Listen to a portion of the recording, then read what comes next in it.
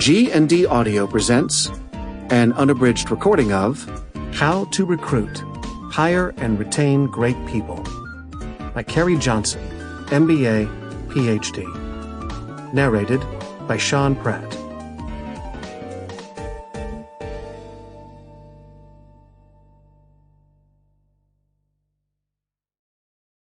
Introduction.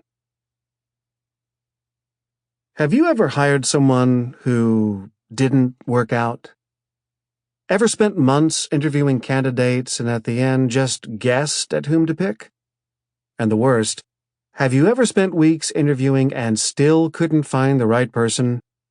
You are probably like a lot of leaders I work with, who want to pick the right people without spending a lot of time searching. A good economy means a lower unemployment rate. With fewer people looking for jobs, getting good people is all the more difficult. In 2019, the unemployment rate went down to 3.5% across America. Certain states had even fewer job openings. In fact, it was so difficult to find good people that many employers found themselves in bidding wars to attract talent. The worst part is the desperation of not being able to grow your business because you can't find good people.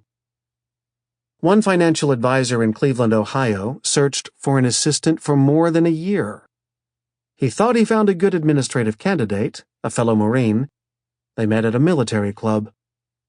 He recruited her from a job she was not enamored with. We will discuss later why recruiting those already employed is the easiest and best way of hiring good candidates.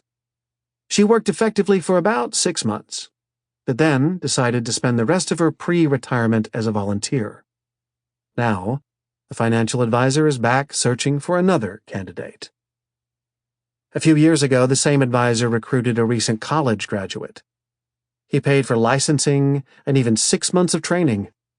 The new hire lasted only 6 months past the training investment.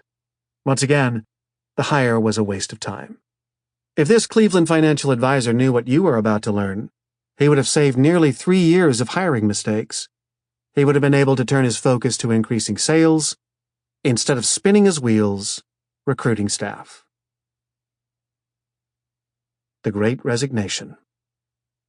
During the pandemic of 2020, more than 22 million jobs were lost. But after the COVID Omicron variant, many of those who worked before the lockdowns across the United States decided to retire or resign, a phenomenon labeled the Great Resignation. 2 years after COVID induced massive job losses, more than 10.6 million jobs remained unfilled. Unemployment decreased from 14.8% during the pandemic to only 3.9% after. Every employer continues to struggle to find workers in a dwindling pool of available candidates. As late as December 2021, payrolls remained 3.6 million jobs shy of the high employment levels of February 2020.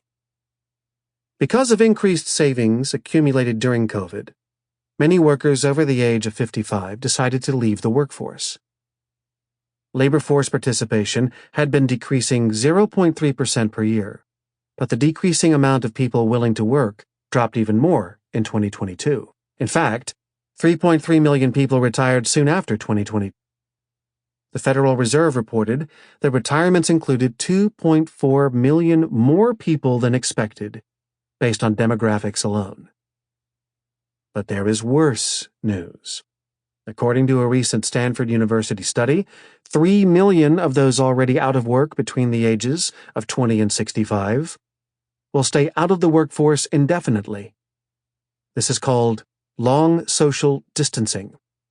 These workers tend to be women, lack a college degree, and have worked in low-paying jobs. These workers have made changes in their employment outlook to accommodate a permanent departure from the workforce. Emblematic of the trend toward either a delayed re-entry into or permanent departure from the workforce is an orthopedic physician friend in his late 60s.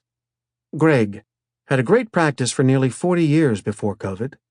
Because of the lockdowns and the prohibition against elective surgeries, his practice stalled. Staff were in short supply for many weeks. He and his partners paid the salaries of those who remained for many months. Sample complete. Ready to continue?